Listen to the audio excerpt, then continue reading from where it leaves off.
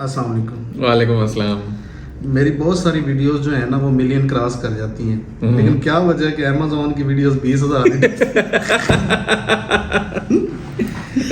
Serious मामला ज्यादा हो जाता है मेरे ख्याल से। खुश्क सा टॉपिक है। खुश। हाँ, वो जो एक हमारे दोस्त है सक्कर में, वो ना खे को ऐसे निकाल दें गले से, खुश्क। खुश। अच्छा ये बताएं कि होलसेल एफबीए क्या है, मतलब इसको एफबीए का क्या मतलब है? फुलफिल्ड बाय अमेजोन, यानी कि अमेजोन जो अपनी फुलफिलमेंट सर्विस देता है, कस्टमर को ऑर्डर्स भेजता है, उसे वो फुलफिलमेंट सर्विस कहते हैं। तो फुलफिल्ड बाय अमेजोन। पाकिस्तान में कितने पैसे हों तो ये मॉडल, बिजनेस मॉडल अपनाया जा सकता है? मैं समझता हूँ आपके पास तकरीबन 12 लाख रुपए या उससे ज़्यादा होने चाहिए एक मुनासिब कारोबार शुरू करने के लिए। 12 कह रहे हैं तो मैं 15 15 कह लें। 15 लाख रुपए। 15 कह लें। अब फर्ज करते हैं, नहीं मेरे पास है, फर्ज नहीं करते। मेरे पास 15 लाख रुपया है, मैं इस बिजनेस मॉडल में आना चाहता हूँ, तो सबसे पहला स्टेप क्या है जो मुझे करना है? सबसे पहला काम आपको सीखना सबसे पहला काम होता है कि जी सीखना चाहिए। अगर आपने नहीं सीखा है तो, अगर आप सीखे हुए हैं तो फिर आपको कंपनी बनानी पड़ेगी अमेरिका में, जहाँ पे हम रेकमेंड करते हैं। इसके अलावा कनाडा, यूके और भी सारे कंट्रीज़ में काम किया जा सकता है, लेकिन प्रेफरेंस जाहिर सी बात है क्योंकि यूएस की मार्केट सबसे ज़्यादा बड़ी है। सीखने से मुराद मतलब कोई किसी के पास फिजिकल प्रैक्टिकल सीखना, या जैसे ऑनलाइन कोर्स यूडेमी पे पढ़े हैं, बहुत सी वेबसाइट्स पे पढ़े हैं, या आप जैसे बहुत सारे दोस्त करवा रहे हैं? सीखने से मुराद मतलब कहाँ से? जी, सीखने से मुराद यही है कि आप इसे प्रॉपर एक समझ लें। कम से कम आप यूट्यूब से सीखना शुरू कर दें। यूडेमी पे कोर्सेज मिलेंगे हमारी अपनी, जैसे हमने बताया आपको skillspanda.com पे भी काफ़ी सारा बहुत डिटेल्ड कोर्स मौजूद है और फ्री है पूरा। तो वीडियोस देख के ये काम शुरू किया जा सकता है फॉर श्योर। अब अक्सर लोग ऐसे हैं हमारे मुल्क में जो कहते हैं जी हमें वीडियोस देख के ज़्यादा कोई इंगेजमेंट नहीं आती, मज़ा नहीं आता, समझ नहीं आता, हमें कोई बंदा खड़ा रह के समझाए, साथ बैठ के समझाए, तो इसलिए फिर जाहिर सी बात है पेड ट्रेनिंग प्रोग्राम्स उस जगह पे आते हैं। ये एक मिजाज है हम सभी लोगों का कि जो चीज़ हमने देखी नहीं होती वो हमारे लिए बहुत मुश्किल होती है।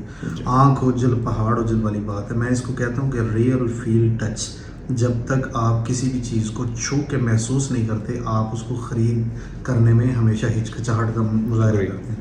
तो ये आपकी बात बिल्कुल ठीक है। और फिर बहुत सारे क्वेश्चंस ऐसे जहन में रेज हो जाते हैं जो फौरी तौर पे समझ नहीं आते, या वो अगली वीडियोस में मौजूद होते हैं और हम ठहरे ज़रा और तबीयत के लोग बेसब्री।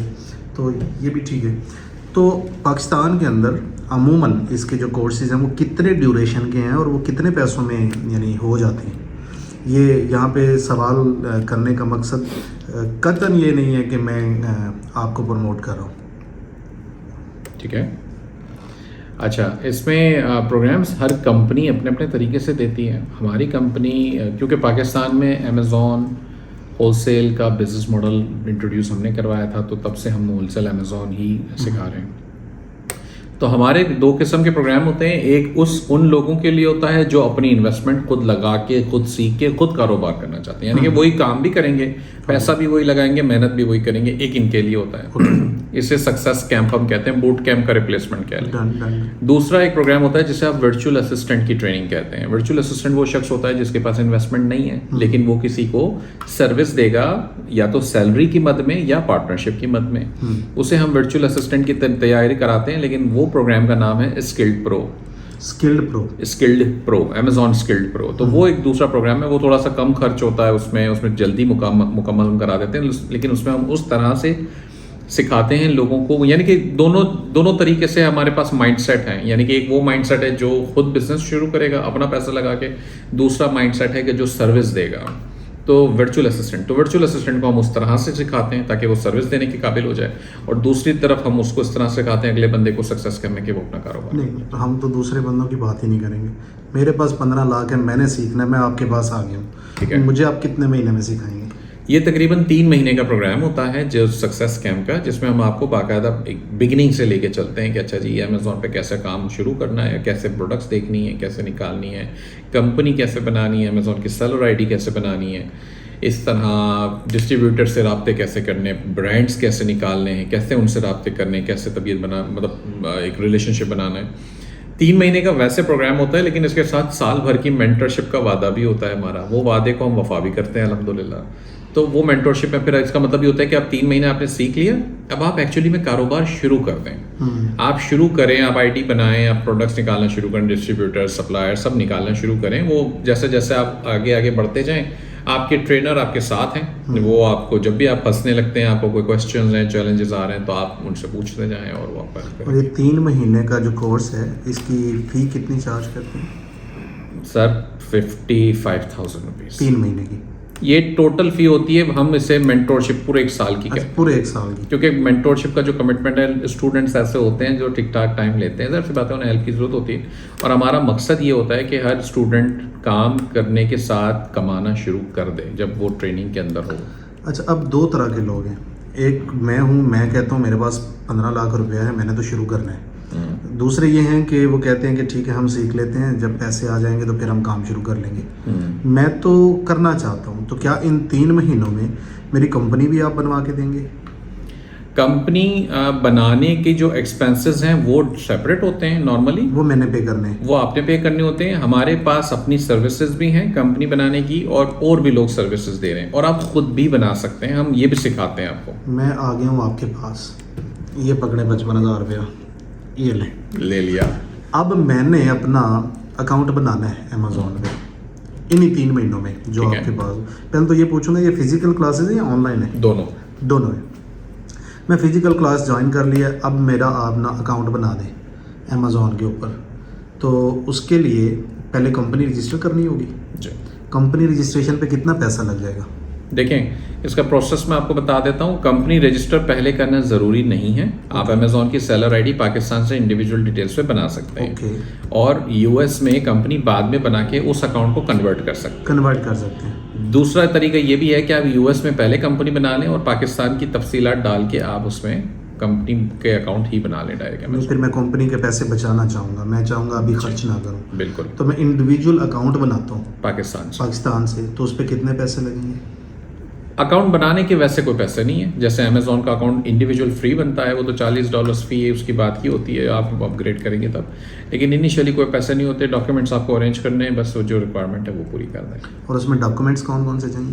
मिसाल के तौर पे पासपोर्ट चाहिए, CNSC चाहिए, या पासपोर्ट या CNSC चाहिए, और इसके अलावा बैंक स्टेटमेंट चाहिए। इसके अलावा यूटिलिटी बिल मांगता है अक्सर अमेजोन आपसे। इसके अलावा आपको फ़ोन वेरिफिकेशन आ सकती है, तो ज़्यादातर आजकल होता है कि फ़ोन वेरिफिकेशन करता है अमेजोन, तो फ़ोन वेरिफिकेशन वगैरह। तो ये कितने टाइम में अकाउंट एक्टिवेट हो जाता है फ़ोन वेरिफिकेशन समेत? मैं समझता हूँ हफ्ता 10 दिन के अंदर हो जाता है। 10 दिन के अंदर? मैं पहले 10 दिन में मेरा अब अकाउंट बन गया, मैं सेलर हूँ। अब मैंने क्या करना है? अब आपने पहले ये समझना है कि प्रोडक्ट्स जो अमेजोन पे लगी हुई हैं, जो बिक रही हैं ऑलरेडी, वो कैसे ढूंढनी है। और जब वो ढूंढ लिया आपने, तो उसको एनालाइज करना पड़ता है कि अच्छा आया ये प्रोडक्ट, कितनी बिक रही है, क्या मैं बेच सकता हूँ या नहीं, मेरा प्रॉफिट बनेगा या नहीं, और दूसरे कितने सेलर्स बैठे हुए हैं जो कॉम्पिटिटर्स होंगे मेरे, क्या वो मुझे जगह देंगे या नहीं।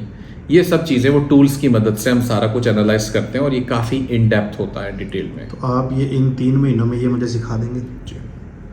अकाउंट मेरा बन गया, और अब मैंने ये चीज़ें भी सीख ली। प्रोडक्ट्स निकल आई हैं 4। ठीक है। एक निकल आई ये वो रेज़र ब्लेड जी। एक निकल आया ये वाला पेन मार्कर जी। एक निकल आया ये क्या है? ये एयरपोर्ट्स हैं। कितने के हैं? महंगे हैं। चलो दस दो, की पता मेरा जेन बन जाए। $200 नहीं, महंगे। और चौथी प्रोडक्ट है ये पेंसिल। जी बिल्कुल। ये 4 प्रोडक्ट मैंने जो है ना वो बना लिए, ठीक है, लिस्ट कर दिए इन्हीं 3 महीनों में। इसको बेचना कैसे है? अच्छा, बेचना कैसे है, इसका तरीकाकार ये होता है कि आप इसको लिस्ट करते हैं। मिसाल के तौर पे ये प्रोडक्ट है, आप इसके सप्लायर ढूंढते हैं, इसका डिस्ट्रीब्यूटर भी हो सकता है, इसका मैन्युफैक्चरर भी हो सकता है। मिसाल के तौर पे अगर आप अमेरिका में बेच रहे हैं ये प्रोडक्ट, यानी आपका बिजनेस अमेरिका में है, तो आप अमेरिका से सप्लायर ढूंढेंगे। ज़्यादा कनाडा हम चले गए ढूंढने के लिए, तो बात अलग है, वरना अमूमन आपको अमेरिका में सारी चीज़ें मिल जाती हैं। अब आपको ये प्रोडक्ट मिल गई है, आपने सप्लायर ढूंढ लिया, सप्लायर से आपने फिर सोर्स करना होगा। उसका एक तरीकेकार होता है, उसका तरीक़ाकार होता है कि सप्लायर से हमें ये मेक श्योर करना होता है कि हम क्या ये प्रोडक्ट अमेज़ॉन पे लीगली बेच सकते हैं या नहीं। लीगली का लफ्ज़ मैं इसलिए यूज़ कर रहा हूँ कि पॉलिसी बाज़ औक़ात कुछ ब्रांड्स बना लेते हैं कि जी आप हमारी प्रोडक्ट अमेज़ॉन पे नहीं बेच सकते हैं। अगर ऐसा है तो फिर आप वाकई में नहीं बेच सकते, फिर उस ब्रांड को पहले कन्विंस करना पड़ेगा कि भाई मेहरबानी कर हमें बेचने दे। अगर वो नहीं कन्विंस होता तो फिर आप ज़बरदस्ती या उसकी बगैर परमिशन के नहीं बेच सकते। ये एक कानून है, ये अमेज़ॉन की रिक्वायरमेंट है। ओके, फर्ज करते हैं 4 में से 3 प्रोडक्ट्स ने कह दिया मुझे अब बेचें जी, तो क्या मुझे स्टॉक उठाना पड़ेगा, इनिशियली उठाना पड़ेगा जी शुरू में जी, क्योंकि हम FBA कर रहे हैं ना, फुलफिल्ड बाय अमेज़ॉन वाला मॉडल चला रहे हैं, तो अमेज़ॉन को स्टॉक चाहिए तभी अमेज़ॉन भेजेगा ना आगे जब इन्वेंट्री होगी। तो बेशक इस बिजनेस की खूबसूरती है कि आप छोटी इन्वेंट्री से भी शुरू कर सकते हैं। आप इसके 12 पीस भी अमेज़ॉन में भेज सकते हैं। ये अगर $2 का प्रोडक्ट है फॉर एग्जांपल, तो उसके 12 पीस भेज दें, $24 की इन्वेंट्री लेके आपका कारोबार शुरू हो गया। अच्छा, वाह। लेकिन नाम प्रोडक्ट का लेबल उसी कंपनी करेगा जिससे हमने लिया, वो हम चेंज नहीं कर सकते। नहीं, ये होलसेल FBA का बिजनेस मॉडल ऐसा है कि आप एग्जिस्टिंग जो थर्ड पार्टी प्रोडक्ट्स, जो थर्ड पार्टी ब्रांडेड प्रोडक्ट्स बिक रही हैं, आप वही बेच रहे हो। आप अपना नया ब्रांड या व्हील री इन्वेंट नहीं कर रहे। 3 प्रोडक्ट्स मैंने उठा ली, फर्ज करें लाख रुपए की तीनों उठा ली, 3 लाख रुपए की प्रोडक्ट, अब उसको मैंने अमेज़ॉन के वेयरहाउस में रखना है। जी, मैं खुद पहुंचाऊंगा या अमेज़ॉन को कहूँगा उठा ले? देखें, खुद पहुंचाने से या अमेज़ॉन के उठवाने का मतलब ये होता है कि आप अमेज़ॉन आपका शिपिंग लेबल शिपमेंट क्रिएट करनी पड़ती है। ओके, जब आप अमेज़ॉन के सेलर अकाउंट में एक शिपमेंट, आपने कहा जी मैं इसका एक एसिन होगा, एक आइडेंटिफिकेशन नंबर, वो डालते हैं आप अमेज़ॉन को, बताते हैं कि मैं इसके 24 पीस भेजने लगा हूँ, तो अमेज़ॉन इसकी शिपमेंट बनाएगा।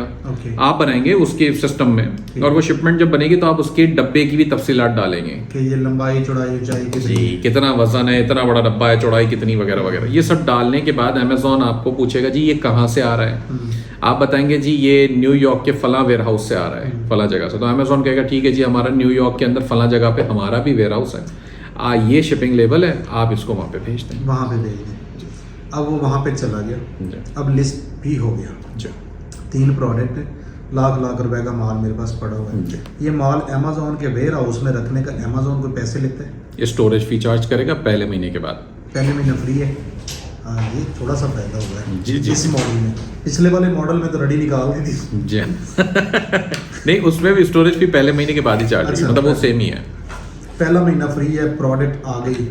अब ये मार्केट में भी बिक रही है ये प्रोडक्ट, इसी प्रोडक्ट को कोई और बंदा भी बेच रहा है, हम भी बेच रहे हैं, रेट में डिफरेंस आ सकता है या रेट सबका सेम ही रखना पड़ता है? रेट में इसमें एक चीज़ होती है बाय बॉक्स।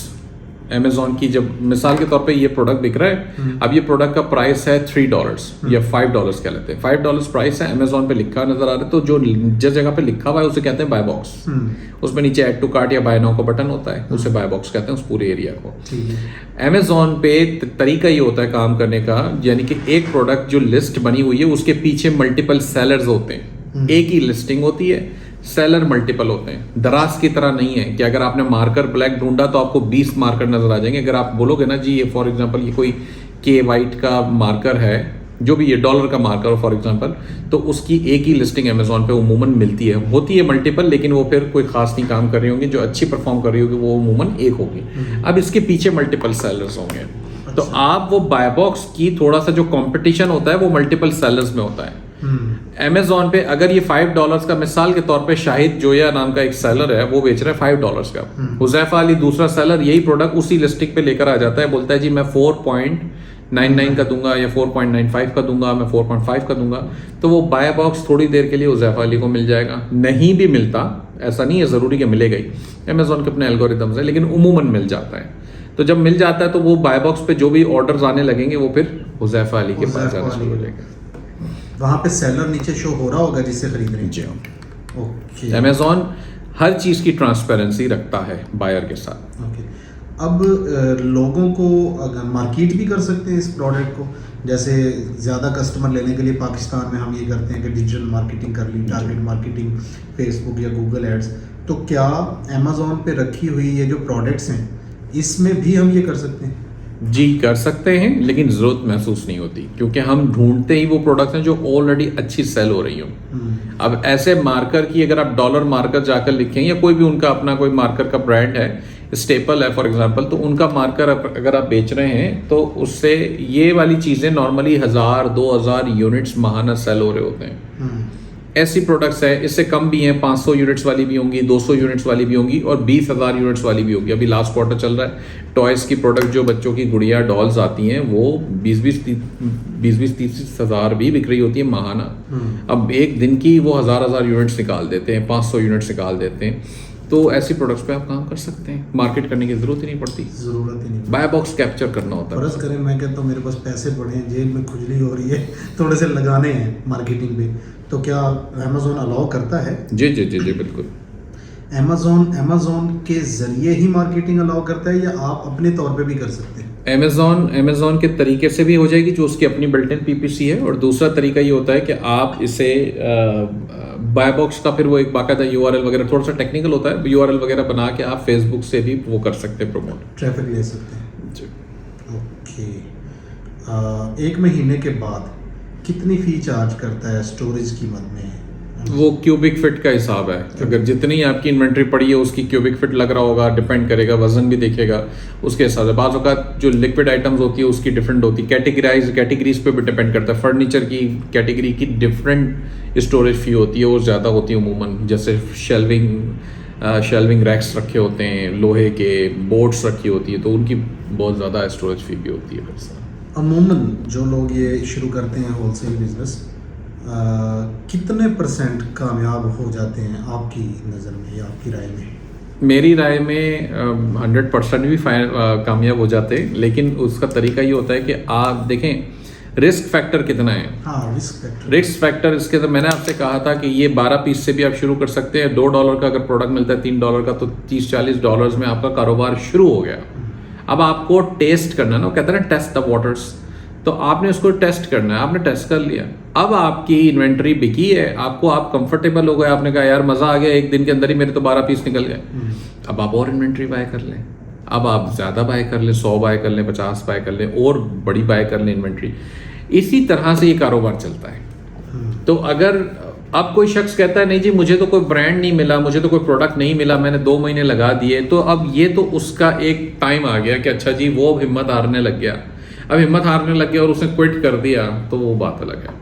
बट वैसे नहीं है कि जी आपने इसके, अब मैंने आपसे अभी भी बताया 12 पीस से शुरू कर सकते हैं, लेकिन आप पहली दफ़ा में इसके 1000 पीसेस ले लें और डाल दें अमेज़ॉन पे, तो गलती किसकी हुई? जाहिर है अपनी। तो ये बात होती है, लोगों का फेलियर फिर इस तरह क्रिएट हो जाता है। वो कहते हैं जी मैंने तो, अब भाई आपके ट्रेनर ने या आपके मेंटोर ने आपको बताया था कि टेस्ट कर लें। हाँ, जब लोग ट्रेनिंग नहीं लेते ना, सीखते नहीं प्रॉपर, या यूट्यूब की सिर्फ वीडियोस पर रिलाई करते हैं, वहाँ इस तरह की गलतियाँ वो कर जाते हैं, इस वजह से फेलियर के चांसेस बढ़ जाते हैं। मार्केट से इतना अच्छा रेट मिल जाता है कि हम एक्सपेंसेस भी निकाल सकें। अमेज़ॉन का वो जो 15% लेती है ना, जी 15% कमीशन भी निकाल सकें, ये तो 10% से भी बढ़ गया है। जी जी।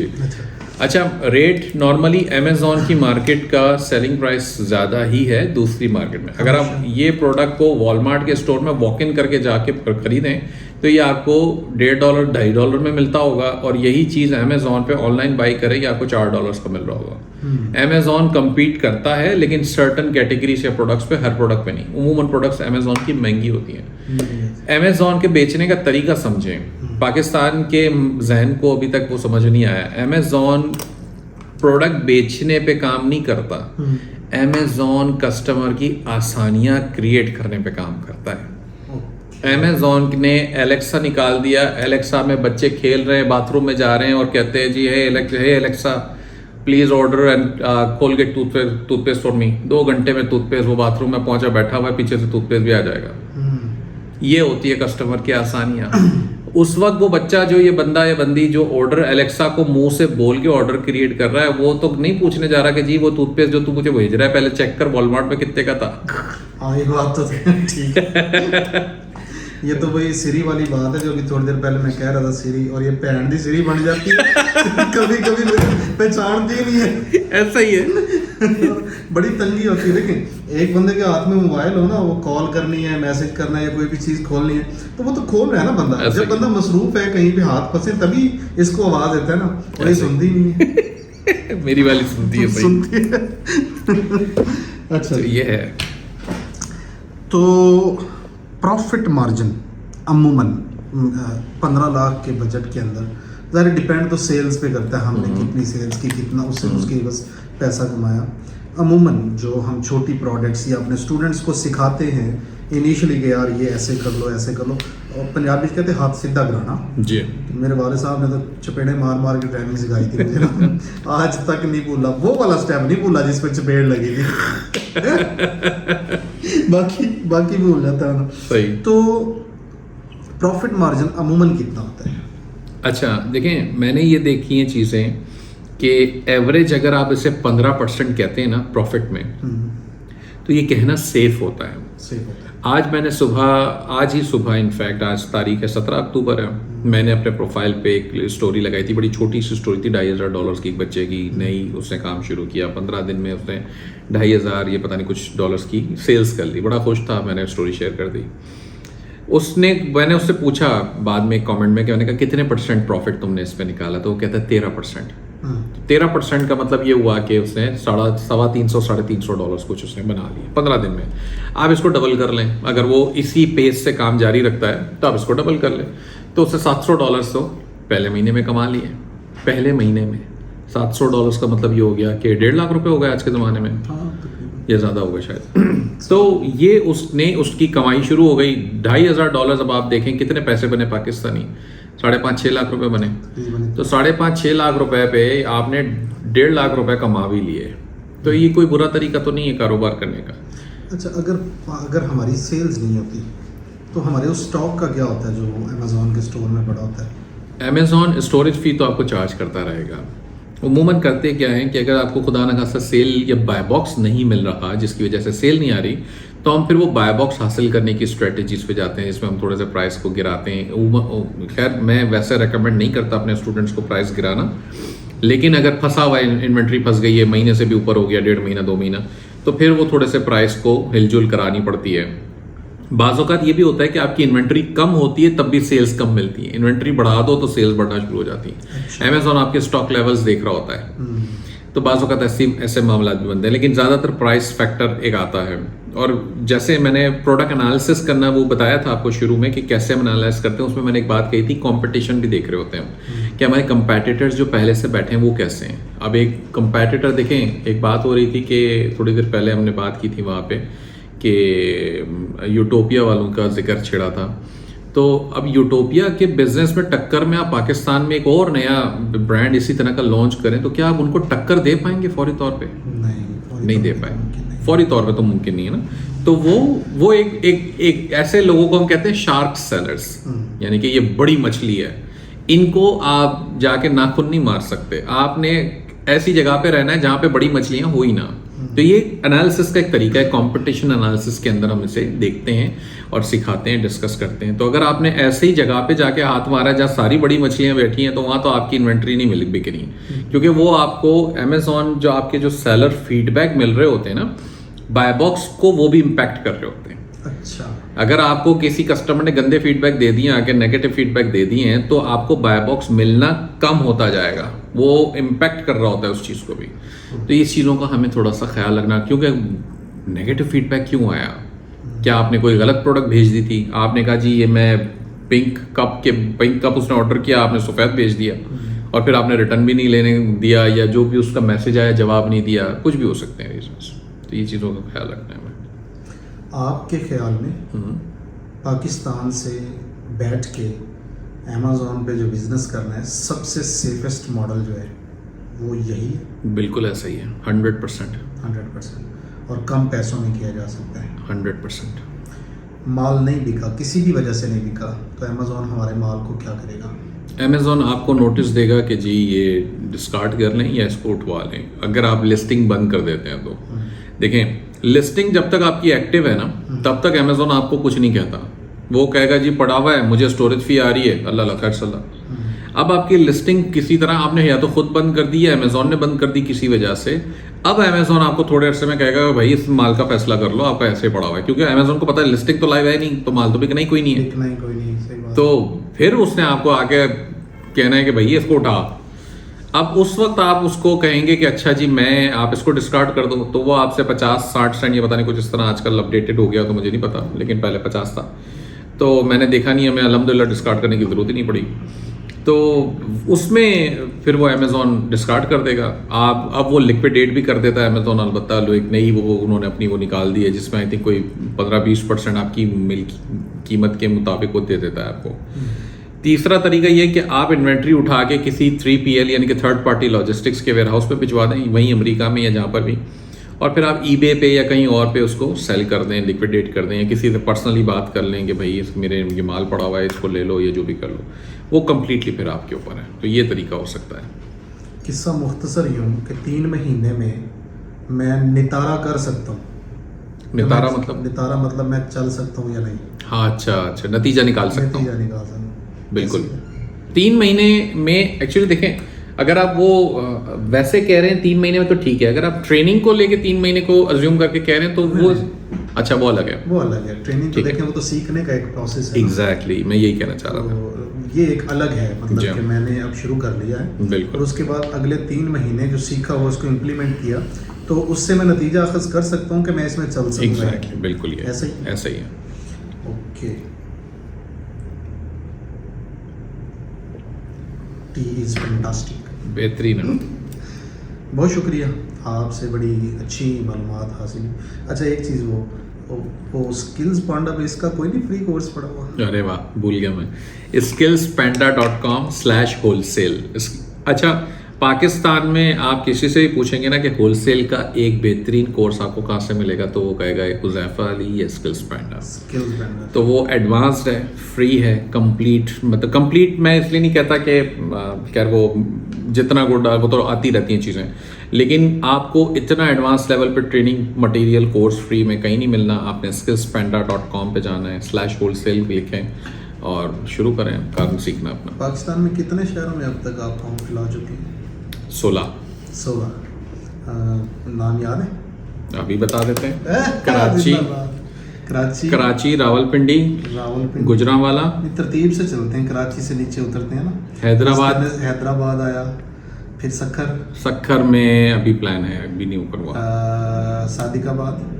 सादिकाबाद रहीम यार खान नहीं है अभी, रहीम यार खान में अलबत्ता प्लान है मेरा। मुल्तान में था, रिसेंटली बंद हो गया। खानेवाल नहीं, गुजरांवाला, फैसलाबाद, बावलपुर में है मुल्तान की जगह सर। तो इसके अलावा फैसलाबाद, गुजरांवाला, सियालकोट, फिर केपी के साइड में हमारे पास हैं पेशावर, एबटाबाद, स्वाबी, डेरा इस्माइल खान, मर्दान। केपी के में हमारी सबसे ज़्यादा प्रेजेंस मौजूद है। अच्छा, स्वात में, मर्दान में, डेरा इस्माइल खान, स्वाबी, एबटाबाद, पेशावर। स्कर्दो में भी तो था? नहीं, गिलगित वो तो नहीं, आप गए तो थे वहाँ 2-3 बार? नहीं गया हूँ। कौन गया था? पोस्टें तो मैंने देखी थी आपकी वहाँ के बारे में।